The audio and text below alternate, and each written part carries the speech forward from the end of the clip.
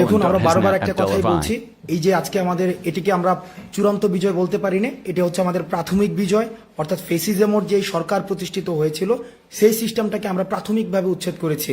কিন্তু আপনাদেরকে সচেতন থাকতে হবে, দেশটা আমাদের, এই দেশটা আমাদেরকে রক্ষা করতে হবে, সংখ্যালঘুদের নিরাপত্তা আমাদেরকেই দিতে হবে এবং আমাদের ছাত্র জনতা সম্মিলিতভাবে এই দেশটাকে গড়ে তুলতে হবে। সুতরাং আপনাদেরকে বারবার বলছি, আপনাদের বারবার একটা জিনিস আমরা বলছি, আমাদের আশেপাশে যারা রয়েছে, আমাদের আশেপাশের প্রত্যেকটা যে পারস্পরিক নিরাপত্তার দায়িত্ব সেটা আমাদেরকেই নিতে হবে। আমি আবারও বলছি, সংখ্যালঘু যারা রয়েছে, সংখ্যালঘুদের নিরাপত্তার দায়িত্ব আমাদের, এবং আমাদের যে ধর্মীয় উপাসনালয়গুলো রয়েছে এই ধর্মীয় উপাসনালয়গুলোর দায়িত্ব হচ্ছে আমাদের। আমরা প্রত্যেকে যার যার জায়গা থেকে ধর্মীয় উপাসনালয়গুলোর দায়িত্ব আমরা নিব এবং আমরা নিশ্চিত করব যেন কারো সম্পদ লুণ্ঠিত না হয়, কারোর জীবন নাশ না হয় এবং এই দেশের কোনো সম্পদ আমরা নষ্ট করব না। আপনারা যার যার জায়গা থেকে আপনারা এই বিষয়টি নিশ্চিত করবেন। আবারও পুনরাবৃত্তি করছি, এই দেশটাকে আমাদেরকে বিনির্মাণ করতে হবে, এই দেশটাকে আমাদেরকে এগিয়ে নিয়ে যেতে হবে। আমাদের ছাত্র জনতার সম্মিলিত প্রচেষ্টায় আমাদের যে বৈষম্যহীন যে বাংলাদেশের স্বপ্ন আমরা দেখেছি সেই স্বপ্নটি আমরা বাস্তবায়ন করতে পারবো।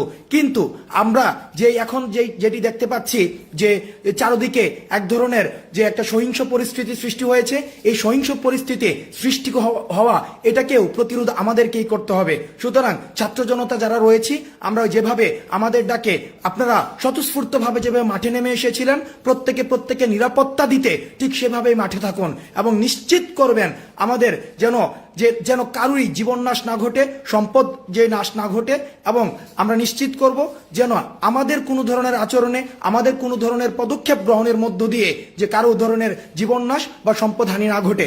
বিশেষ করে আমরা দেখতে পেয়েছি, আমাদের কাছে খবর এসেছে বিভিন্ন জায়গায় যে সংখ্যালঘুদেরকে হামলার শিকার হতে হয়েছে।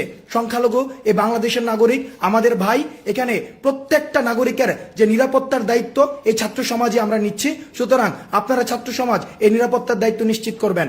এবং আরেকটা জিনিস মনে করিয়ে দিতে চাই যে যারা গত 16 বছর ধরে আমাদের এই দেশটাকে নরক বানিয়ে রেখেছিল তারা কিন্তু আজকেই বিনাশ হয়ে যায়নি। তাদের যে প্রেতাত্মারা বা তাদের যে উত্তরাধিকার সূত্রে যারা আছে তারা কিন্তু এখনো পর্যন্ত দেশে রয়েছে। সুতরাং তারা চাইবে তাদের শেষ রক্তবিন্দু দিয়ে আমাদেরকে প্রতিরোধ করার জন্য।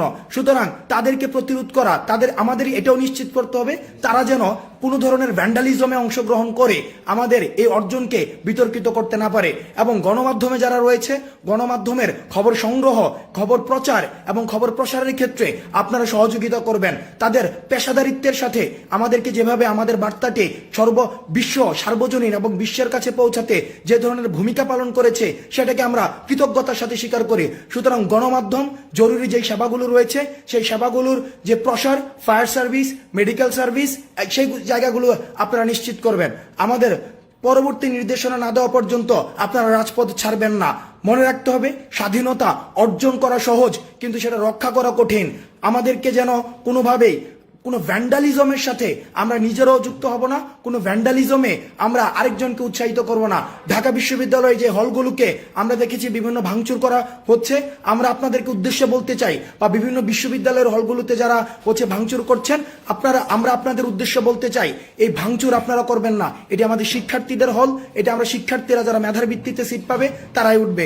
সুতরাং কোনো ভ্যান্ডালিজম নয়, কোনো সংখ্যালঘু নির্যাতন নয়। সবাই ভালো থাকবেন।